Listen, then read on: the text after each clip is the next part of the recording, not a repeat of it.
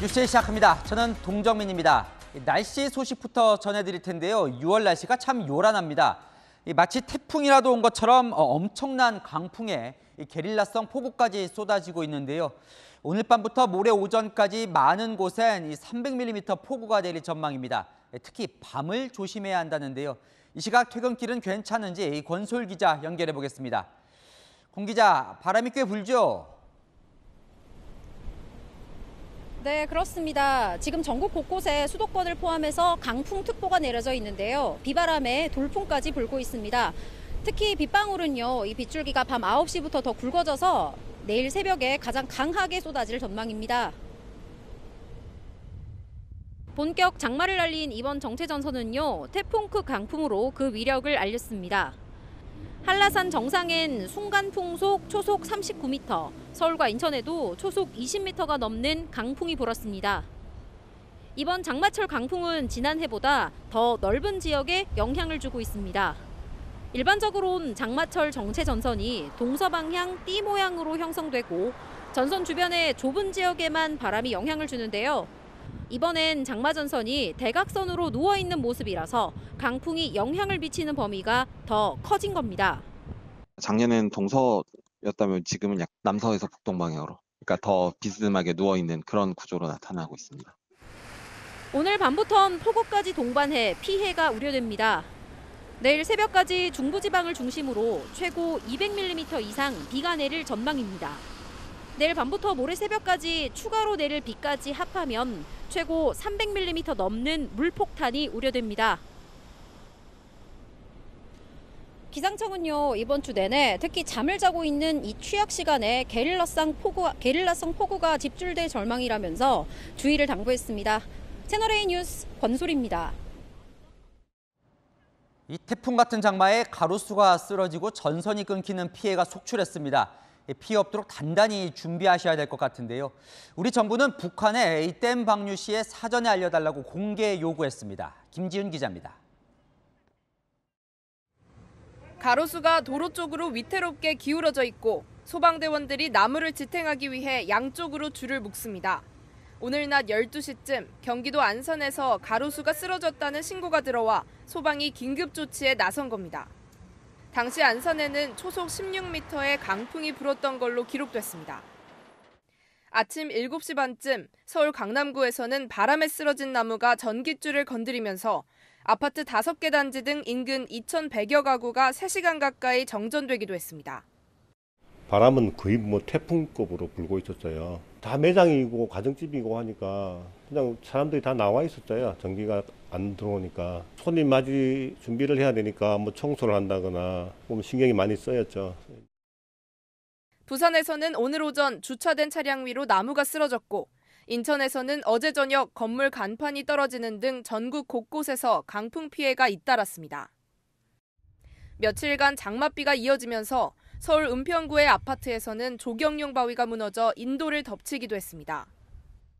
집에서 이제 있는데 갑자기 쿵 소리가 좀 크게 났어요. 깜짝 놀랐죠. 장마철이고 이제 바로 이제 비도 많이 올 텐데 안전점검을 바로 해야 될 것 같아요.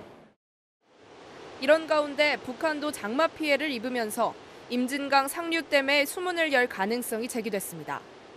권영세 통일부 장관은 오늘 임진강 하류 지역인 경기 연천군 군남댐을 찾아 북측 수역의 댐 방류 시 사전에 통지해달라고 북한에 공개 요구했습니다. 채널A 뉴스 김지윤입니다. 전남 완도에서 실종된 조윤아 양 가족의 승용차가 바닷속에서 발견됐습니다. 조양 아버지의 휴대전화 신호가 마지막으로 잡힌 송곡항 일대에서 잠수 요원이 차단했습니다. 안타깝게도 차량 안에는 사람이 있는 것으로 추정되는데 현재 차량 내부가 육안으로 확인되지는 않는 것으로 전해졌습니다. 공국진 기자입니다.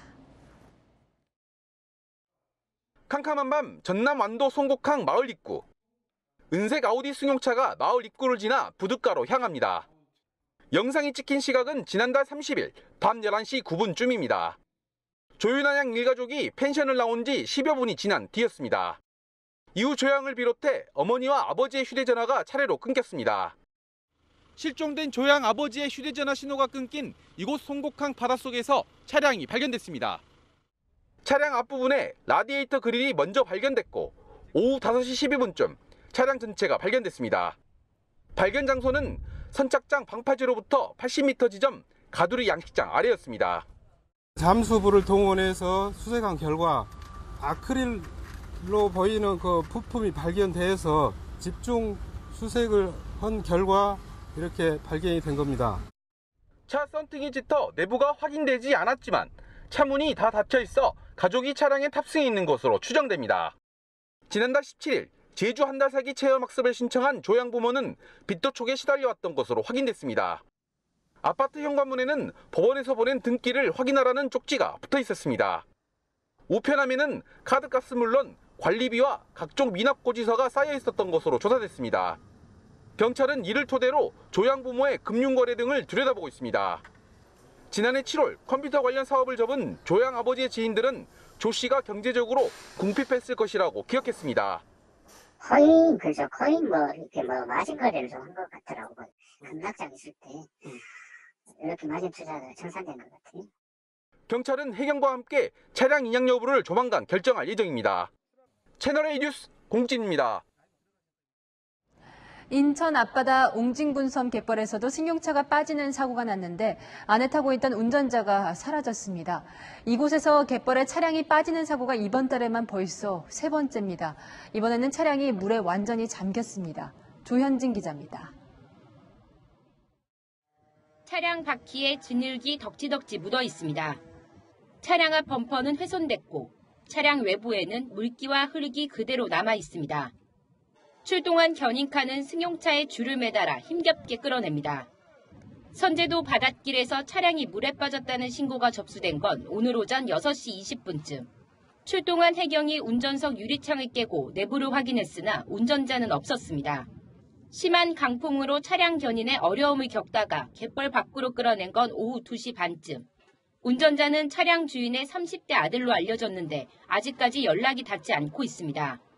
어제 바닷길이 열린 뒤 물이 들어오기 시작한 시각은 오후 1시 52분쯤. 오후 5시 33분까지 물이 찬 뒤 새벽 1시 47분까지 7시간 동안 만조 상태였는데 6시 58분까지 물이 완전히 빠지면서 침수됐던 차량이 모습을 드러낸 겁니다. 차량이 침수된 데 차 지붕이 보이는 거예요. 들어간 발자국이 없어요. 차가 침수가 되니까 그 상태에서 사람만 빠져나오고 강풍으로 수중 수색 작업은 중단됐고 해경은 인근 주민들을 상대로 목격자를 찾고 있습니다. 저희는 일단 수색 쪽에 집중하고 있고요. 해안가 수색이요. 일단 모든 가능성을 다 열어두고 하는 겁니다. 선제도 갯벌에 차가 갇힌 사고는 이달 들어서만 벌써 3번째. 주민들은 담당 군청에 다리 건설 등을 요구하고 있지만 실현 가능성은 높지 않습니다. 채널A 뉴스 조현진입니다. 날씨만큼 흐린 경제 소식으로 이어갑니다.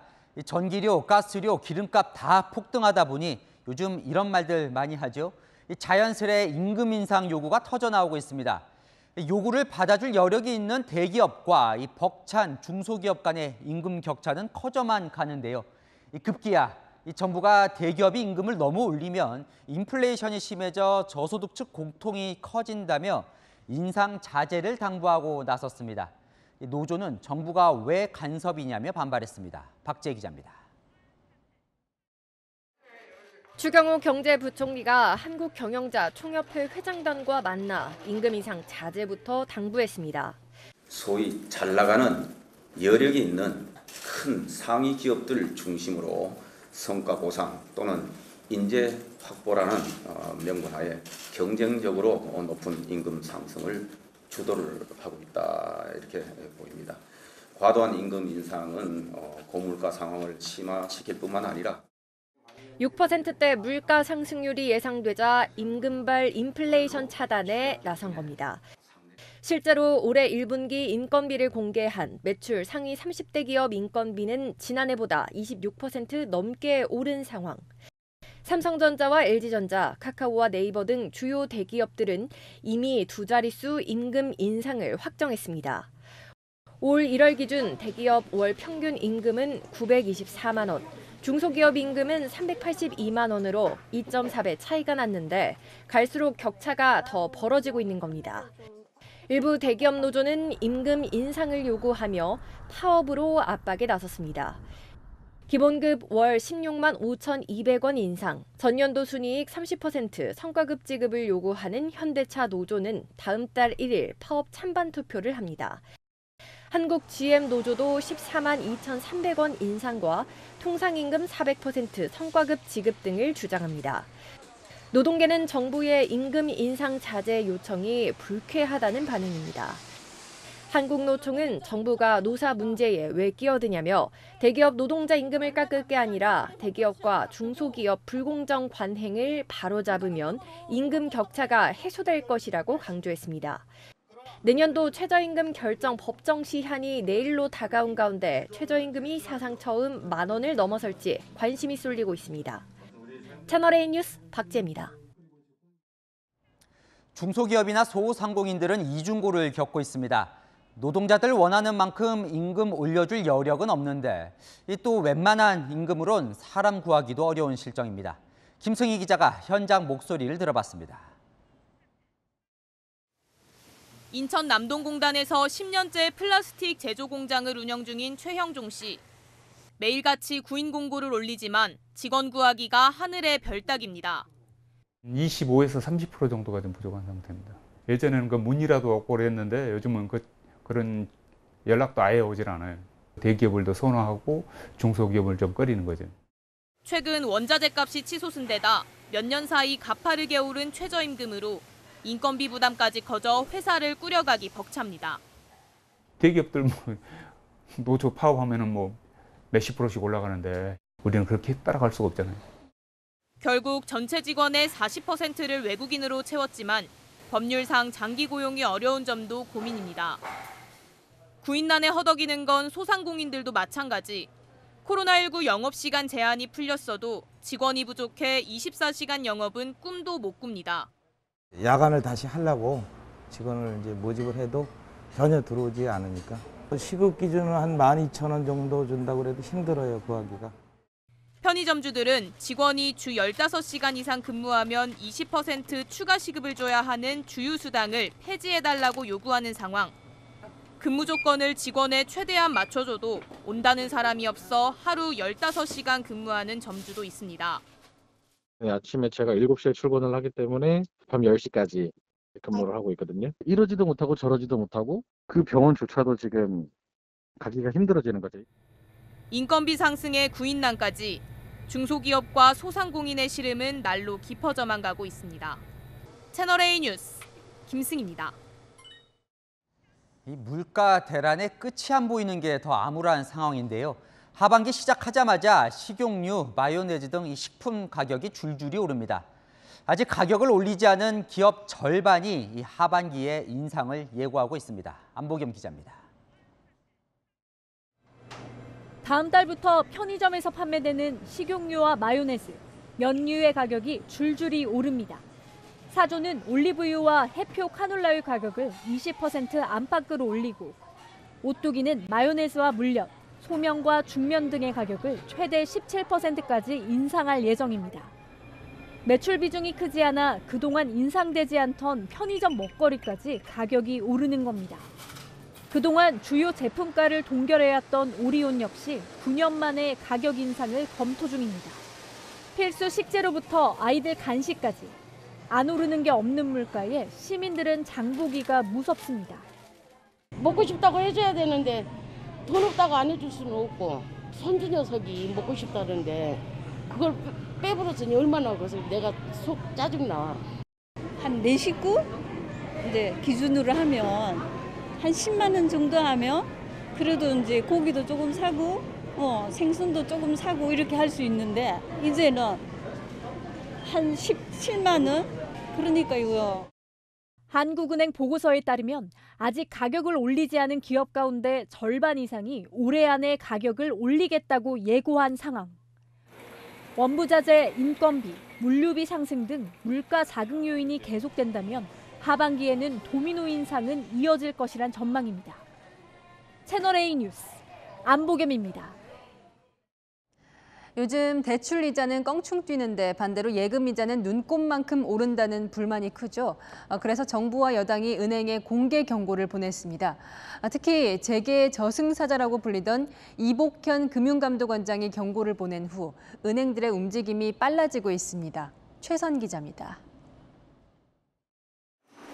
지난 4월 기준으로 대출금리와 예금금리의 차이인 예대 금리차는 2.35%포인트로 3년 10개월 만에 최대폭을 기록했습니다. 대출금리는 크게 올리고 예금금리는 적게 올리는 이자 장사로 은행들만 돈을 벌고 있다는 비판이 거세지자 국민의힘이 은행을 압박하고 나섰습니다. 급격한 이자 부담은 가계 경제에 부담을 주는 정도가 아니라 영끌 쪽과 자영업자들을 비롯한 이분들이 줄도산에 직면하게 되어 있습니다. 하지만 이런 경제 위기 상황에서도 5대 금융그룹은 1분기 11조 3천억 원이라고 하는 사상 최대의 이득을 실현을 했습니다. 은행권이 자발적으로 예대 금리차를 줄일 수 있도록 투명성을 강화하라는 주문도 내놨습니다. 분기별로 공시하고 있는 은행별 예대 금리차를 월별 또는 그 기한을 단축하여 통합 공시할 수 있는 방안을 금융위원회와 금융감독원에 요청을 하였습니다. 검찰 출신으로 윤석열 사단으로 꼽히는 이복현 금융감독원장이 공개적으로 은행의 과도한 이자를 비판한 데 이어 여당까지 은행 압박에 동참하고 나선 겁니다. 이복현 금감원장은 최근 은행의 지나친 이익 추구에 대한 비판이 커지고 있다. 은행의 공공적 기능은 분명히 존재한다며 공개적으로 경고 메시지를 보냈습니다. 금융소비자 보호에 소홀함이 없어야 합니다. 아울러 시장 교란 행위에 대해서는 종전과 같이 엄격한 잣대를 적용해야 합니다. 당정의 압박이 거세지자 우리은행과 농협은행이 최근 대출 금리를 일부 낮춘 데 이어 다른 은행들도 금리 인하를 검토하고 나섰습니다. 채널A 뉴스 최선입니다. 지난달 29일 전반기 국회가 종료된 후 국회 공전 사태가 오늘로 딱 한 달째입니다. 그런데 여야 갈등은 풀릴 기미가 없습니다. 민주당은 국회의장단을 단독 선출하는 수순에 들어갔고 국민의힘은 의원들에게 비상대기령을 내렸습니다. 김유빈 기자입니다. 더불어민주당이 소속 의원 전원이 서명한 7월 임시국회 소집 요구서를 제출했습니다. 검수완박 법안 후속 조치를 논의하는 사법개혁 특위 구성을 국민의힘이 거부하자 7월에 본회의를 열고 단독으로 신임 의장단 선출도 가능하다며 압박하고 나선 겁니다. 민주당은 오늘 필리핀 특사로 떠나는 권성동 국민의힘 원내대표에 파행의 책임을 돌렸습니다. 대화 자체를 포기한 무책임한 협상농단입니다. 지금은 공항 체크인을 할 때가 아닙니다. 민생 체크인이 우선이고 국회 체크인이 급선무입니다. 선거 승리에 취해서 민생의 어려움도 안 보이고 민심의 엄중한 목소리도 안 들리는 오만 방자함이 참으로 하늘을 찌릅니다. 국민의힘은 여야 합의 없는 일방적 본회의 소집은 한 차례도 없었다며 입법 독재 재시작의 신호탄이라고 반발했습니다. 지금 국회 상황에서는 민주당은 뭐든지 할 수 있습니다. 남자를 여자로 바꾸는 거에는 민주당이 마음만 먹으면 뭐든지 할 수 있기 때문에 그만큼 절대의석을 갖고 있는 겁니다. 민주당이 단독으로 본회의를 소집할 경우 법적으로 문제가 될 수 있다고도 압박했습니다. 여야 간의 합의에 의해서 본회의를 첫 본회의를 열어왔는데 본회의를 그런 합의가 없이 누군가 연다면 그것은 절대로 국회법을 완전히 위반한 위법행위다. 국민의힘은 민주당의 단독 처리에 대비해 소속 의원들에게 비상대기령을 내리며 대치했습니다. 채널A 뉴스 김유빈입니다. 윤석열 정부 첫 검찰 인사가 마무리되었습니다. 오늘 중간 간부 인사가 났는데요. 역대 최대 규모 물갈이입니다. 전 정권이나 이재명 의원 관련 또 서해 공무원 피격 사건까지 파장이 큰 수사를 맡은 일선 팀장 거의 모두가 뒤바뀌었습니다. 김민곤 기자입니다. 한동훈 법무부 장관 취임 후 세 번째로 실시된 인사이동 대상자는 712명에 이릅니다. 일선 검찰청에서 전 정권 관련 의혹을 수사할 팀장급 검사들이 모두 교체됐습니다. 전국 최대 규모의 특별수사부서인 서울중앙지검의 반부패 수사부 3곳엔 이른바 윤석열 사단으로 분류되는 검사들이 발탁됐습니다. 반부패 수사 1부와 3부는 대장동 개발 특혜 의혹과 이재명 더불어민주당 의원의 연루 의혹을 수사 중입니다. 이 의원의 변호사비 대납 의혹 수사를 마무리할 수원지검 간부들도 줄줄이 교체됐습니다. 서해 공무원 피격 사건과 산업부 블랙리스트 수사팀장도 교체됐습니다. 한동훈 장관은 그동안 미뤄둔 수사에 속도를 내기 위해 인사를 서둘러야 한다는 뜻을 여러 차례 내비쳤습니다. 빨리 체제를 갖춰서 국민을 위해서 일해야 된다고 생각합니다. 반면 윤석열 대통령이 검찰총장이었을 때 추미애 장관과 징계를 주도했던 박은정 성남지청장은 광주지검으로 좌천됐습니다. 박 지청장의 후임엔 윤 대통령의 검찰총장 시절 대변인인 이창수 검사가 발탁됐습니다. 수사 실무를 책임지는 팀장급 검찰 간부 인사가 마무리되면서 그동안 지지부진했던 전 정권 관련 의혹 수사도 빨라질 전망입니다. 채널A 뉴스 김민곤입니다. 민주당 이재명 의원은 요즘 활동폭을 넓히면서 사실상 당대표 출마 수순을 밟고 있는데요. 이 반발도 커지고 있습니다. 김민석 의원에 이어 박영선 전 장관도 이재명 의원 출마 시 분당 가능성을 언급하면서 긴장감은 고조되고 있습니다. 한수아 기자입니다. 친문 전해철 의원에 이어 홍영표 의원도 전당대회 불출마를 선언하며 이재명 의원의 불출마를 압박했습니다. 정당에서 가장 중요한 것은 책임을 지는 거고. 하지만 이 의원은 민영화 방지법을 1호 법안으로 제출하고 원로들과 비공개 오찬을 하는 등 활동폭을 넓히며 사실상 당대표 출마 수순을 밟고 있습니다. 그러자 당내 일각에서는 이 의원의 전대 출마 강행이 계파 간의 정면 충돌로 이어져 당이 깨질 수 있다는 분당론까지 제기됐습니다.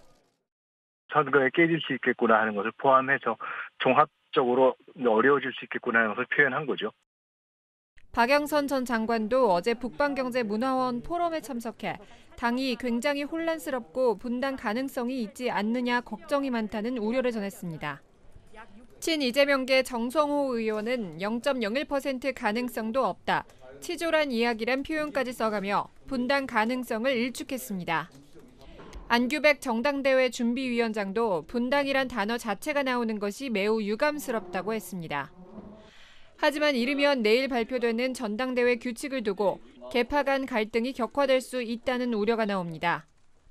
전당대회 준비위는 비이재명계에서 주장했던 집단 지도체제 도입 대신 현행 단일 지도체제를 유지하고 친이재명계에서 주장했던 권리당원과 여론조사 반영 비율을 높이는 쪽으로 가닥을 잡은 것으로 전해졌습니다. 채널A 뉴스 한수아입니다. 방금 전 이명박 전 대통령에 대해 일시 석방 결정이 내려졌습니다. 건강 악화를 이유로 이 전 대통령이 낸 형 집행정지 신청이 일부 받아들여진 건데요. 이 정치권에서 논의되는 특별 사면에도 영향을 미칠까요? 현장 연결해 보겠습니다. 자, 구자준 기자, 어디에 나가 있습니까? 소식 전해주시죠. 네, 저는 이명박 전 대통령이 지난주부터 입원 중인 서울대병원에 나와 있습니다. 조금 전 검찰은 이 전 대통령의 형 집행을 정지한다고 밝혔습니다. 건강 악화를 이유로 낸 형 집행정지 신청을 오늘 오후 수원지검에서 심의한 결과 일시 석방하기로 결정한 겁니다. 이 전 대통령은 서울 동부구치소와 안양교도소에서 19개월째 수감 생활을 이어왔는데요. 앞서 윤석열 대통령은 장기 수감에 대해 부정적 견해를 밝히기도 했습니다. 20몇 년을 수감 생활을 하게 하는 건 안 맞지 않습니까? 과거의 전례에 비추어서라도. 오늘 형 집행 정지가 결정됐지만 바로 귀가하는 것은 아닌데요. 이 전 대통령 측 관계자는 형 집행이 정지돼도 서울대병원에서 당분간 입원 치료를 받을 예정이라고 말했습니다. 이번 형 집행 정지는 질병 치료 등을 위한 석 달간의 일시적 석방 조치인데요. 이 전 대통령은 당뇨 등 지병을 이유로 입원과 퇴원을 반복해왔습니다. 윤 대통령이 전직 대통령의 장기 복역에 부정적 입장을 밝힌 걸 두고 일각에서는 광복절 특별 사면 가능성이 거론되기도 했습니다. 이 전 대통령은 자동차 부품업체 다스의 회사 돈을 횡령하고 삼성에서 뇌물을 받은 혐의로 징역 17년형을 선고받았습니다. 만기 복역 시 출소 시점은 95살이 되는 2036년입니다. 채널A 뉴스 구자준입니다. 모르는 사람이 집에 들어와 화장실에서 몸을 씻고 쓰레기를 버리고 갔다. 불쾌함을 넘어서 섬뜩할 수 있는 일입니다.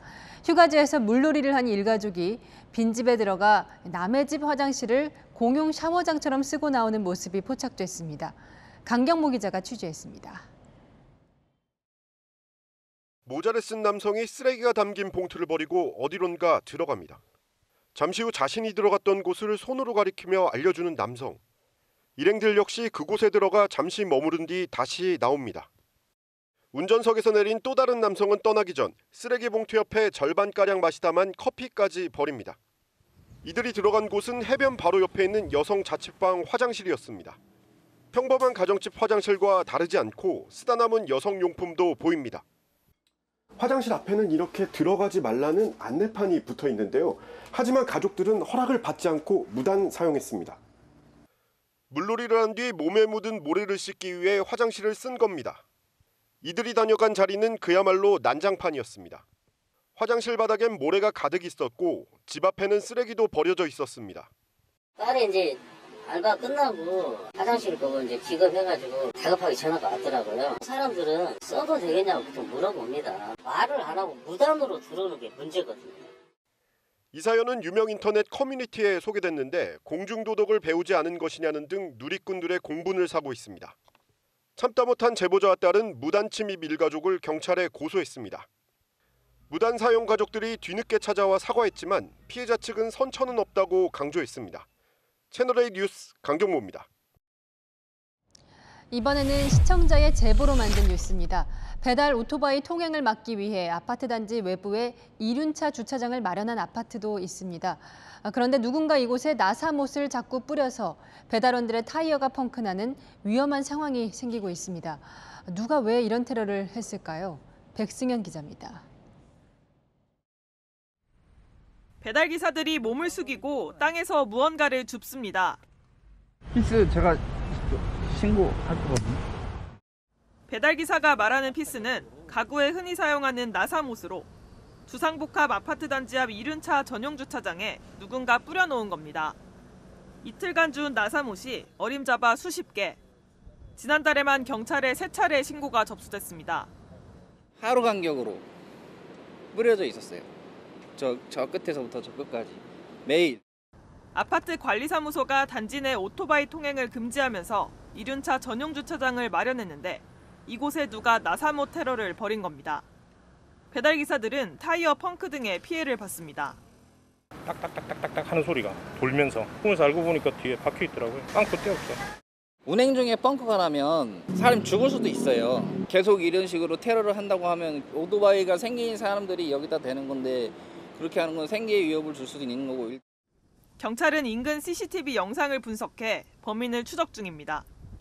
채널A 뉴스 백승현입니다. 부산에서 서울까지 400km나 도망친 자동차 도둑을 사람이 아니라 방범용 CCTV가 잡았습니다. 김민환 기자입니다. 큰 길에서 빠른 속도로 좌회전해 주택가로 진입하는 검은색 승용차. 경찰차가 경광등을 켜고 그 뒤를 쫓습니다. 초저녁에 편도 2차로에서 추격전이 벌어지자 놀란 시민들이 걸음을 멈춘 채 도로를 바라봅니다. 부산의 한 음식점에 주차된 차량을 도난당했다는 신고가 접수된 건 지난 21일 오후 1시 반쯤. 무단 주차하면은 레카차 끌고 가는 거 있잖아요. 혹시 그게 이제 구청에서 끌고 갔는가 싶어서 내가 전화를 하니까 그런 적 없다 하길래 그때.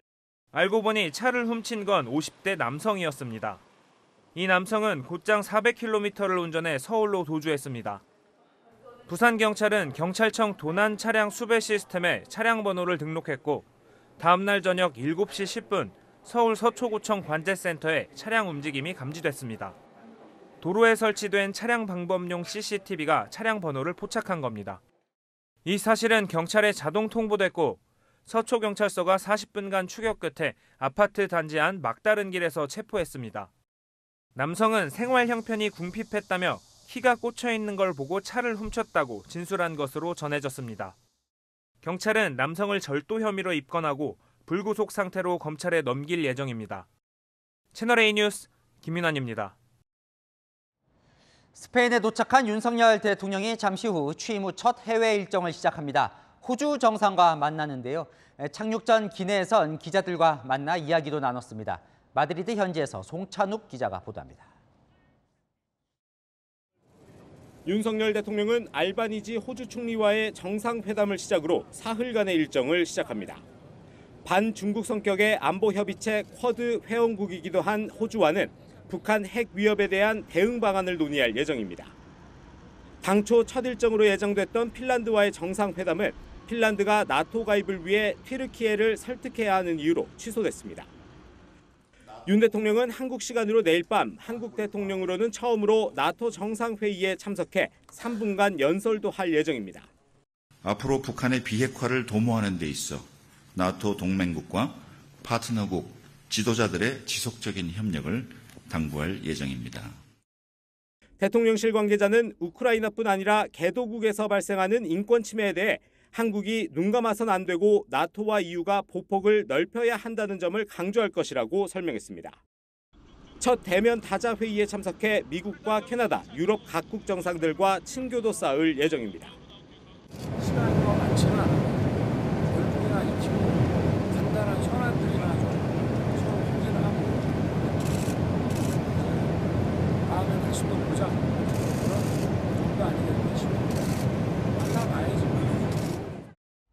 중국의 반발에 대해선 대한민국의 경제가 어려운 게 우크라이나 전쟁의 여파라며 대만 해협 문제를 논의하러 온 게 아니라며 선을 그었습니다. 윤 대통령은 스톨텐베르그 나토 사무총장과도 면담합니다.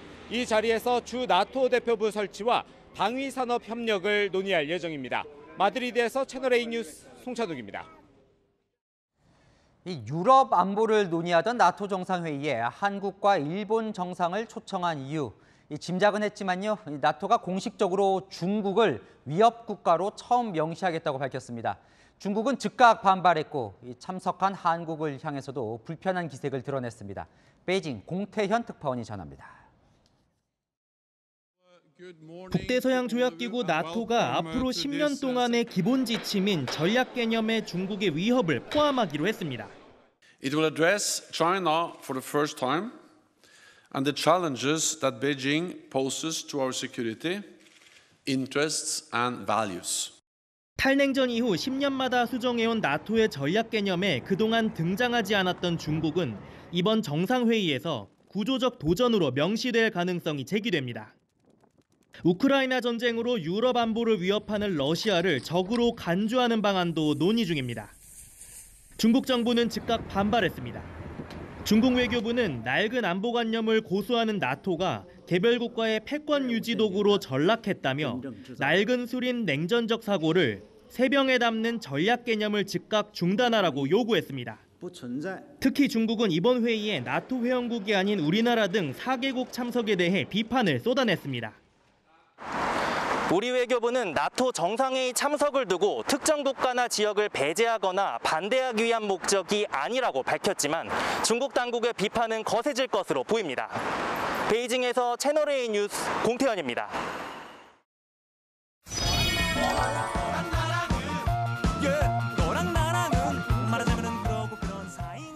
여랑여랑 정치부 김민지 기자와 함께합니다. 첫 번째 주제 보겠습니다.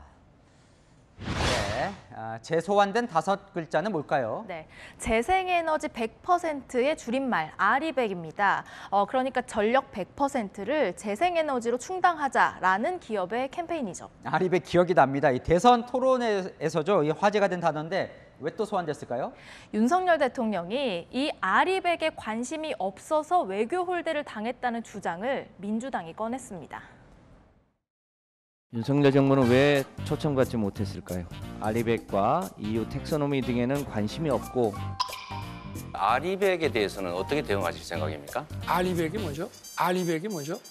아리백과 EU 텍소노미 등에는 관심이 없고 검찰공화국을 만드는 것 때문에 초청받지 못한 것은 아닌지.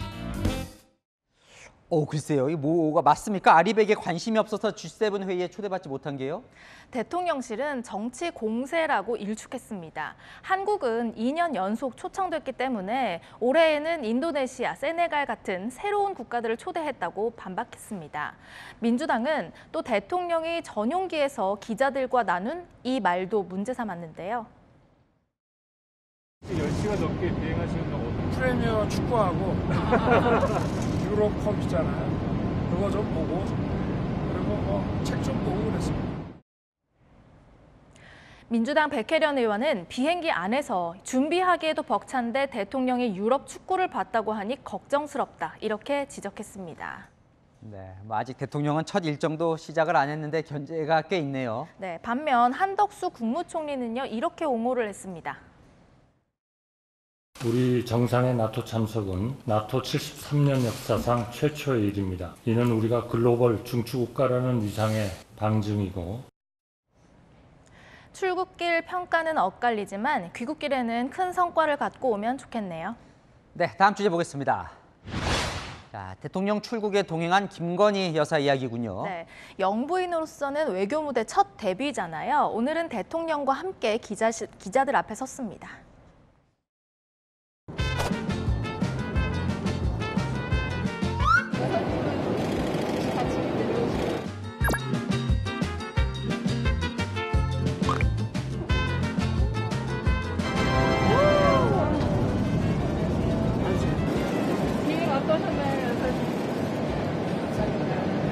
할 말씀 하시지? 한 말씀 해주세요.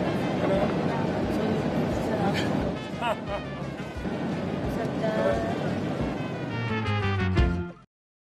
그러니까 취임 후에 취재진 앞에 선 건 처음 같은데요. 뭐 답변은 안 했나 보죠? 네, 여러 가지 질문을 받았지만 답변은 자제하는 모습이었습니다. 스페인에 도착해서 전용기 계단을 내려오면서는 윤 대통령이 김 여사의 손을 잡아주기도 했는데요. 김 여사는 우리 시각으로 내일 새벽 이 대통령과 함께 스페인 국왕 내외 주최 만찬에 참석한 뒤에 다른 정상 배우자들과 함께 왕궁, 유리공장, 미술관 등에 갈 예정이라고 합니다. 네, 마지막 주제 하나 더 보겠습니다. 양향자 무소속 의원이 누구로부터 칭찬 세례를 받았을까요? 네, 국민의힘 의원들인데요. 민주당 출신 무소속인 양 의원이 국민의힘의 반도체 특위 위원장을 맡아서 오늘 첫 회의를 열었습니다. 삼성전자 반도체 임원을 지냈었죠. 네. 국민의힘이 영입에 상당히 공을 들였다던데요. 네, 여당 의원들은요 오늘 양 의원을 한껏 치켜 세웠습니다. 대한민국의 미래가 굉장히 중요하다라고 하는 늘 신념을 갖고 계신 분입니다. 세계적인 기업으로 키워놓으시는데 성공 신화를 쓰신 장본인이시 최고의 전문가십니다. 아주 신화적인 그런 존재입니다. 자신만의 그런 원칙과 소신을 갖고 올곧은 그런 정치를 하고 계신 분입니다. 천군만마를 얻었다는. 그러다 보니 국민의힘 입당하는 거 아니냐 이런 이야기도 나오던데 민주당도 좀 신경을 쓰는 것 같고요. 네, 양향자 의원의 지역구가 또 광주인데다가 민주당 출신이다 보니까 이런 의심도 나왔습니다. 굳이 민주당에서 당적을 가지고 있었던 분을 민주당 내 갈등 관계를 이용해서 이렇게 모셔가는 형태로 보이는 거는 시중에서 떠돌고 있었던 정계 개편 시나리오로 흘러가나? 정계 개편 이야기까지 꺼냈군요. 자, 국민의힘이니까 양 의원을 앞세워서 무슨 호남 진출을 노린다 이런 것 같은데, 자, 국민의힘에 입당하는 건 아닙니까? 그래서 일단 그런 의심의 눈초리도 있는 건 사실이지만 양 의원 쪽에서는 입당 의사가 전혀 없다면서 일단 선을 긋고 있습니다. 여당의 특위위원장을 야당 출신 국회의원이 맡는다는 것이 참 어색하기도 하고 그랬습니다만 이 자리는 정당을 초월하고 모든 것을 초월한 자리다. 정치적 속내까지는 알 수는 없지만 이왕 맡았으니 반도체 산업 잘 살릴 수 있도록 능력을 발휘해 주길 바랍니다. 네, 어디에서건 일 열심히 하면 좋죠. 여랑야랑이었습니다. 자, 민주당은 오늘 서해 공무원 피격 사건 TF 첫 회의를 열었는데요. 고 이대준 씨 이 개인사까지 거론하면서 당시 월북 판단이 맞다고 재차 주장했습니다. 국민의힘 TF는 당시 대통령 첫 보고엔 월북이 아니라 추락사고로 적혀 있었다는 새로운 제보 내용을 공개했습니다. 유준 기자입니다. 민주당 서해 공무원 사망 사건 TF는 오늘 첫 회의를 열어 군과 해경이 월북 판단을 뒤집은 것은 현 대통령실 안보실의 영향 때문이라고 주장했습니다. 공동기자 발표에는 현 대통령실 안보실이 연관이 되어 있습니다. 안보실에서 이러한 자료도 검토하고 관련 내용을 협의한 정황들이 있습니다. 2년 전 월북 판단은 고 이대준 씨의 가정 상황까지 고려한 종합적 추정이었다며 개인사도 공개했습니다. 사망 책임을 이 씨에게 돌리는 듯한 발언도 나왔습니다. 자기의 의도와 관계없이 밀려서 내 생존에 지장이 있겠다라고 판단했다면 어망이라도 잡고 지탱을 할 수 있었을 것이다. 유족 측은 채널A와의 통화에서 발언에 일일이 대응하지 않겠다고 밝혔습니다. 국민의힘 TF는 통일부를 찾아 당시 청와대에 보고한 문서들을 들여다봤습니다. 당시에 어떤 자료가 왔어야 됐는데 안 왔다. 그리고 꼭 필요하지 않은 건데 뭐 이런 논의가 있었다. 이런 좀 실체적인 진실 규명이 필요한 것 같습니다.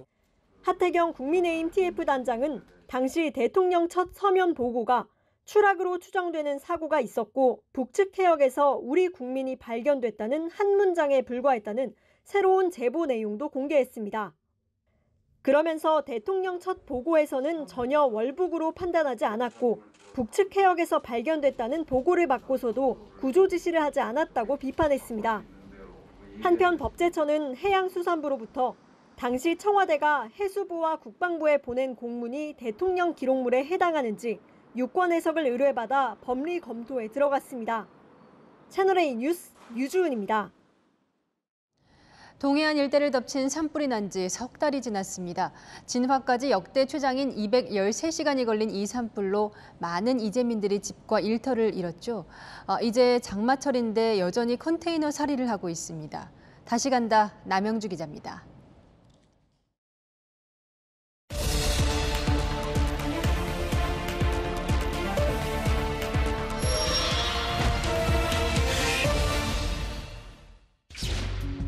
빨간 지붕과 긴 석가래가 보기 좋았던 집. 김재길 씨는 이제 그 집을 사진으로만 만납니다. 석 달 전 닥친 동해안 산불은 4대째 살아온 집을 모두 태워버렸습니다.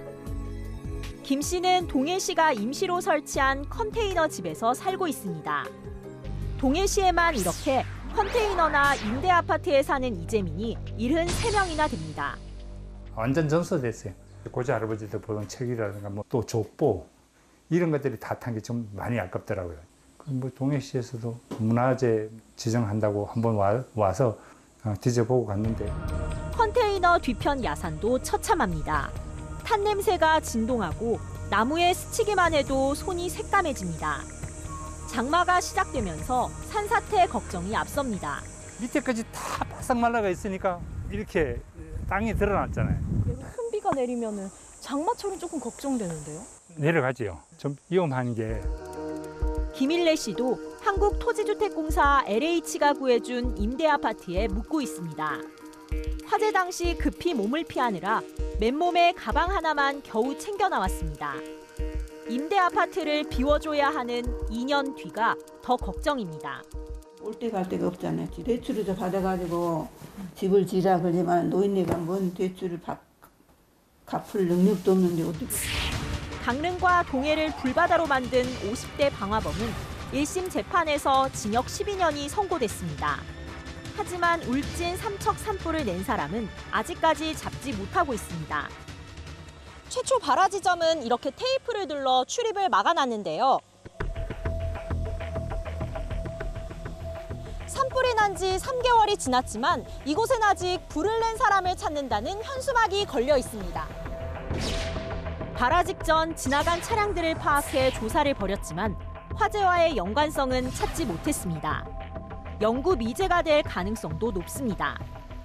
한번 조사를 한 7월 정도까지는 계속 좀 진행을 해보고 더 이상 나오는 게 없다라고 판단이 되면 기소 정지를 좀 진행을 할 생각인데. 송이 재배 농민은 화병이 났습니다. 속이 상해가 산불 끝나고 입원해가 있다고. 30년이면 후면은 난다 이까지만 그 택도 없는 소리입니다. 그 알도 못하는 소리지요. 송이 대신 다른 작물을 심으면 경작비를 지원해 준다지만 불탄 산에서 뭘 키울 수 있을지 막막합니다. 지금 산에서 무슨 작업을 하겠습니까? 살고 있는 현실을 파악을 다 못하고 있어요. 동해안 산불이 난 지 석 달이 지났지만 주민들의 속은 지금도 타들어가고 있습니다. 다시 간다, 남영주입니다. 미국 남부 국경지대에 세워놓은 트레일러 속에서 46명의 사람이 숨진 채 발견됐습니다. 아메리칸 드림을 꿈꾸던 미립국자들인데 최악의 폭염 속에서 물 한 잔 없는 차 안에 갇혀 있었던 겁니다. 곽정아 기자입니다. 미국 텍사스주 샌안토니오의 한 도로에 세워진 대형 트레일러. 문을 열자 시신 46구가 쏟아졌습니다. Heard a cry for help. Came out to investigate. Found a trailer with the doors partially open and found a number of deceased individuals inside. 미국 경찰은 중남미 출신 미립국자들이 온도가 치솟은 트레일러 안에서 희생된 것으로 보고 있습니다. 생존한 채 발견된 성인 12명과 어린이 4명은 병원으로 옮겨졌습니다. The patients that we saw were hot to the touch. They were suffering from heat stroke, heat exhaustion, no signs of water in the vehicle. 소방대는 당시 40도에 육박했던 폭염에도 냉장용 차량에 에어컨이 작동된 흔적이 없다고 밝혔습니다. Who had families, who were likely trying to find a better life, but this is nothing short of a horrific human tragedy. 샌안토니오는 멕시코 국경과 약 250km 떨어져 있어 미립국 브로커들이 이용하는 주요 통로로 알려졌습니다. 미 경찰은 관련자 3명을 연행하고 도망간 트럭 운전자를 찾고 있습니다. CNN 등은 이번 사건이 최악의 미립국 사망 사건이라며 희생자의 국적은 아직 알려지지 않았다고 전했습니다. 채널A 뉴스 곽정아입니다. 우크라이나의 대형 쇼핑몰에 러시아 미사일이 떨어져 최소 16명이 숨졌습니다. 대러시아 제재를 논의하는 G7 정상회의 중에 보란 듯이 잔인한 테러를 한 겁니다. 전혜정 기자입니다. 시뻘건 화염이 건물을 집어삼켰습니다. 한쪽에선 검은 연기가 뿜어져 나옵니다. 소방관들이 사투 끝에 불길을 잡았지만 건물 뼈대와 잿더미만 남았습니다. 우크라이나 중부 폴타바주 크레멘추크시의 대형 쇼핑센터에 러시아군이 쏜 미사일이 떨어졌습니다. 최소 16명이 숨지고 수백 명이 다쳤습니다. Чувство таке, що просто ти летиш, я якось так вперед, знаєш, вперед головою туди кудись. І по тілу б'є, щось б'є, осколки це чи що це падає, все просто розриває. 폭격 당시 건물 안에는 쇼핑객 1000여 명이 있었습니다. По попереднім даним поліція, це потрібно брати у поліції, що, на жаль, там ще є. 젤렌스키 대통령은 러시아군의 무차별 민간인 학살이라며 유엔 안전보장이사회 긴급회의 소집을 요청했습니다. Російська держава стала найбільшою терористичною організацією світу. І це факт. 러시아의 이번 공격은 테러 제재 방안을 논의하는 주요 7개국 정상회의 도중에 이루어졌습니다. G7 정상들은 공동 성명을 내고 푸틴 러시아 대통령과 책임자들이 민간인 학살에 대한 책임을 져야 한다고 규탄했습니다. 채널A 뉴스 전혜정입니다. 요르단에서도 비극적인 뉴스가 전해졌습니다. 항구에서 유독성 가스가 들어있는 탱크가 폭발해 최소 13명이 숨졌습니다. 조은하 기자입니다. 항만도로에 화물을 적재하기 위해 트레일러 한 대가 후진하고 화물선 외에는 철제 로프에 매달린 대형 탱크가 이동합니다. 잠시 뒤 갑판 위로 탱크가 뚝 떨어지고 화물선과 항만은 노란 가스로 뒤덮입니다. 트레일러는 가스 구름을 피해 황급히 출발하고 항만 인부들도 혼비백산 달아납니다. 요르단 남부 아카바 항구에서 염소가스가 담긴 25톤 가스탱크가 폭발했습니다. 유독성 가스를 마신 인부 13명 이상이 숨졌고 250여 명이 다쳤습니다. 압축 냉각 상태로 보관되는 염소는 수분과 반응하면 생명을 위협하는 강산 성분으로 변합니다. 200명 정도는 여전히 병원에서 치료를 받고 있습니다. يعني كنا بالدوام شمينا ريحة غاز وصار معنا يعني زي اختناق بس يعني ما يعني شركتنا ما قصرت معنا يعني عطونا كمامات. 당국은 항만 인근 주민들에게 즉시 창문을 닫고 실내에 머무를 것을 당부했습니다. 10km 이내 거리에 있는 해변 휴양지도 출입이 금지됐습니다. وأنا كلفت وزير الداخلية يترأس فريق كمان لإجراء تحقيق بالحادث واللي صار وطبعا جلالة سيدنا الله يطول عمره يعني متابع معنا أول بأول. 아카바는 요르단의 유일한 항구 도시로 수출입 물류가 집중되는 곳입니다. 채널A 뉴스 조은아입니다. 한국 테니스의 간판 권순우가 세계적인 스타 조코비치를 만나 2시간 27분의 혈투를 벌였습니다. 권순우의 과감한 공격에 조코비치가 진땀을 흘렸지만 결과는 아쉬운 패배였습니다. 김태욱 기자입니다. 강력한 서브를 넣은 권순우가 과감하게 네트로 다가갑니다. 어려운 자세에서도 공을 받아내며 조코비치의 실수를 이끌어냅니다. 1회전에서 탈락했지만 한국 테니스의 간판 권순우는 세계 최고의 역사를 지닌 윈블던에 강한 인상을 남겼습니다. 일단 관중들의 응원 소리를 들으면서 또 저도 신나면서 경기를 했고 또 제가 잘하는 플레이를 하려고 하다 보니까 아무래도 경기력이 좀 많이 좋았었던 것 같아요. 구석을 찌르는 스트로크는 최강 조코비치도 꼼짝 못하게 만들었고 코트에 몸을 나뒹굴게 만드는 장면도 나왔습니다.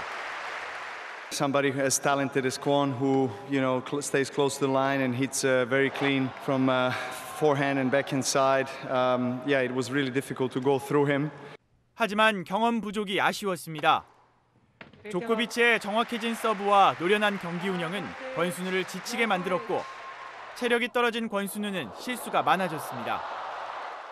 게임의 전술이 많이 좀 다양해졌지만 그래도 앞으로의 권순우 선수가 굉장히 많이 자신감을 찾는 그런 게임이 아니었나. 관중들도 코트를 떠나는 권순우에게 기립박수를 보냈습니다. 채널A 뉴스 김태욱입니다. 오늘 순간적인 돌풍에 놀란 분들 많으시죠? 당장 오늘 밤도 장맛비에 강풍까지 비상입니다. 특히 오늘 밤사이 수도권과 강원 영서를 비롯해 지도에 표시된 지역에 호우 예비특보가 내려졌습니다. 비가 강하게 집중될 걸로 보여 철저한 대비가 필요합니다. 자세한 예상 강수량을 살펴보시면 모레까지 중북부 지역에 300mm 이상이 내리겠고요. 전북 북서부와 경북 북부 내륙에는 150mm 이상이 예상됩니다. 이번 비는 취약 시간대인 밤 시간대에 많이 내릴 것으로 보입니다. 서울 등 수도권과 해안 지역에 강풍특보도 내려졌습니다. 초속 20m 이상의 강력한 돌풍이 불 텐데요. 시설물 안전사고에 유의해 주시길 바랍니다. 주 후반까지 중부지방의 더위는 주춤하겠지만 경북권을 중심으로 30도 안팎의 무더위가 이어지겠습니다. 날씨였습니다. 금리 0.25%포인트 인상도 예민한 이유, 곧바로 이자 16만 원이 늘기 때문이죠. 은행은요, 이자가 많이 거쳐서 올 1분기 이자로만 12조 원을 벌었습니다.